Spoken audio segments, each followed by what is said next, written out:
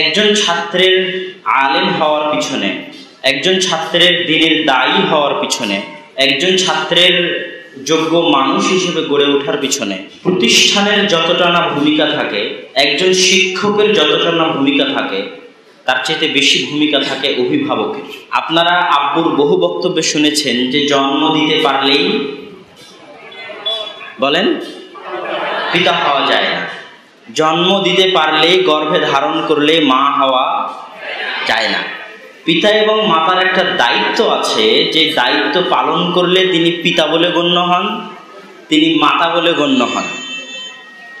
এবং পৃথিবীতে যারা যখন সফল হয়েছে, সে যে পর্যায়েই হোক, তার সফলতার পিছনে দেখা যায় ইতিহাসে 99% সময়ে তার প্রতিষ্ঠান, তার শিক্ষক মণ্ডলীর চাইতে তার পিতা এবং মাতার অবদান বেশি।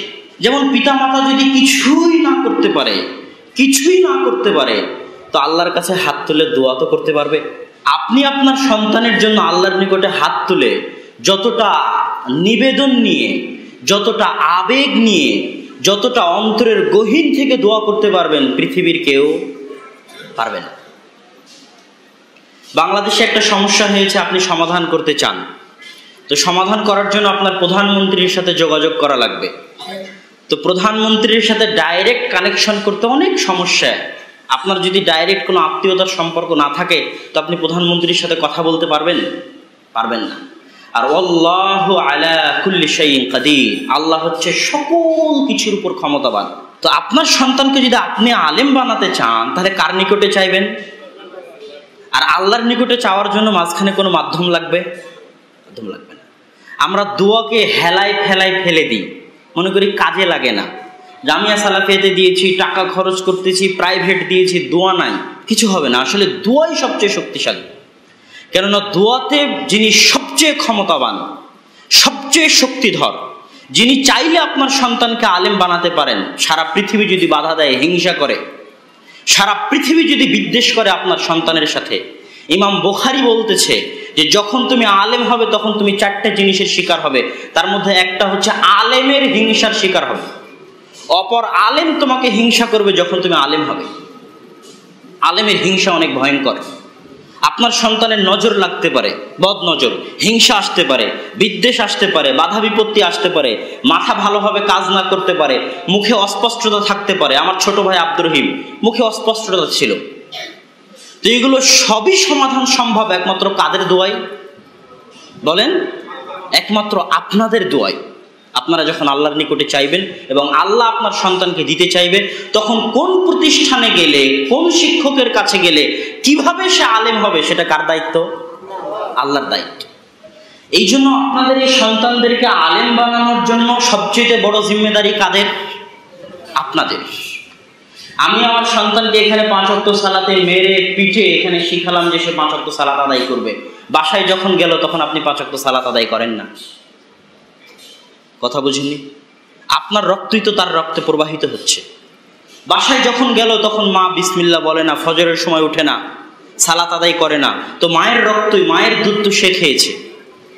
ছোটবেলা থেকে যদি আপনি তাকে আদর্শবান করে গড়ে তুলতে পারেন, ছোটবেলা থেকে যদি আপনি তাকে ইসলামী আদর্শে আদর্শিত করতে পারেন, তার সামনে মডেল দাঁড় করাতে পারেন যে বাবা তোমাকে এর মতো হতে হবে।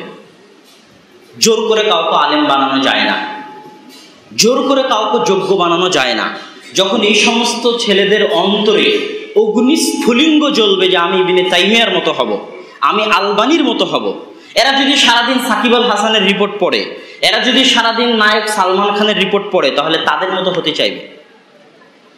আর এরা যদি ইবনে তাইমিয়ার জীবনী পড়ে, আপনার স্ত্রী যদি তাদের সামনে ইব্রাহিমের কাহিনী শোনাতে পারে, ইসমাঈল আলাইহিস সালাতু ওয়াস সালাম, সারা, হাজেরা, তাদের কাহিনী শোনাতে পারে, তাহলে তার অন্তরে একটা অগ্নিস্ফুলিঙ্গ জাগবে যে আমিও এরকম হব।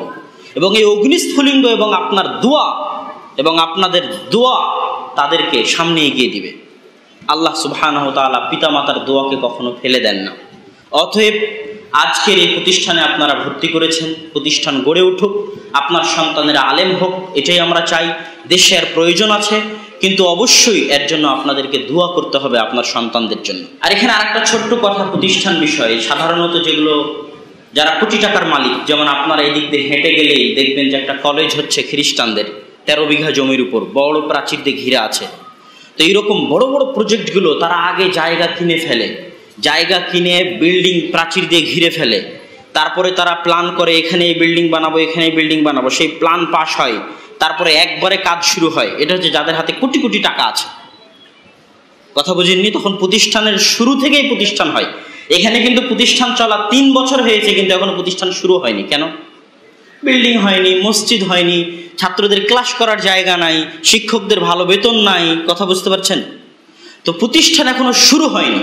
এটা যেহেতু মানুষের দানে চলে, এই জন্য এই জাতীয় প্রতিষ্ঠান কমসে কম এই প্রতিষ্ঠানের শুরু হতেই পরিপূর্ণভাবে পূর্ণাঙ্গভাবে আরো 5 থেকে 10 বছর লাগতে পারে। তো আপনাদেরকে ধৈর্য ধারণ করতে হবে। আল কামালু লিল্লাহ, একমাত্র পূর্ণাঙ্গতা আল্লাহ সুবহানাহু ওয়া তাআলার।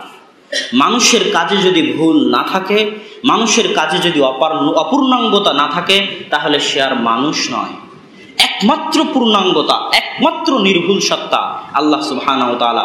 মানুষ মাত্রই ভুল হবে, মানুষ মাত্রই অপূর্ণাঙ্গতা থাকবে। এর জন্য ধৈর্য ধারণ করে নিজের সন্তানকে আদর্শ স্নেহ শিখিয়ে মানুষ করার চেষ্টা করতে হবে। আল্লাহ সুবহানাহু ওয়া তাআলা আমাদের সেই তৌফিক দান করুক। এবং একটাই দোয়া আমি আল্লাহ সুবহানাহু ওয়া তাআলার নিকটে করব, আপনাদেরকে করতে বলবো, ছাত্রদেরকে করতে বলবো। যেমনভাবে ইব্রাহিম এবং ইসমাঈল, এখন হজের সময়, ইব্রাহিম এবং ইসমাঈল আলাইহিমা সালাতু ওয়াস সালাম একটা একটা করে পাথর রাখছিলেন আর বলছিলেন, রব্বানা তাকাব্বাল মিন্না ইন্নাকা আনতাস সামিউল আলিম।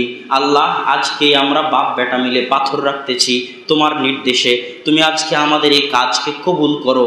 নির্জন মরুভূমিতে ইব্রাহিম এবং ইসমাঈলের ওই একনিষ্ঠ ইখলাসকে আল্লাহ এমনভাবে কবুল করলেন, আজ 5000 বছর পরে 1400 মাইল দূরে এই মসজিদটাও ইব্রাহিমের তৈরি করা, ওই ঘরের দিকে করে তৈরি করা। আজ লাখো কোটি মানুষ সেখানে হজ করতেছে। যেই জায়গায় হাজেরা দৌড়িয়েছেন, সেই জায়গায় মুহাম্মদ সাল্লাল্লাহু আলাইহি ওয়াসাল্লাম দৌড়িয়েছেন।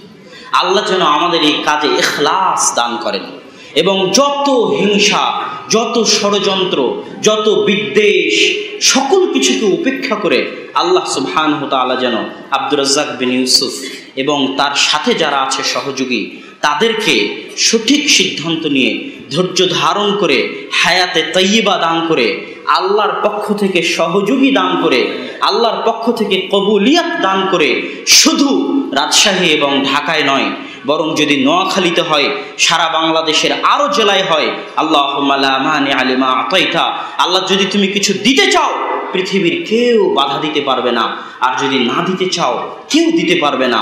আল্লাহ, তুমি আব্দুর রাজ্জাক বিন ইউসুফের কাজ কবুল করো এবং তাকে তোমার পক্ষ থেকে সাহায্যকারী প্রদান করো। এবং যারা তার বিরুদ্ধে হিংসা, বিদ্বেষ, অপমান, অপদস্থ, ষড়যন্ত্র যা কিছু করার জন্য চেষ্টা করতেছে, তাদের সাথে তুমি লড়াই করো। তোমার নিকটে এই দাবি রেখে আজকে সংক্ষিপ্ত বক্তব্য এখানেই শেষ করছি।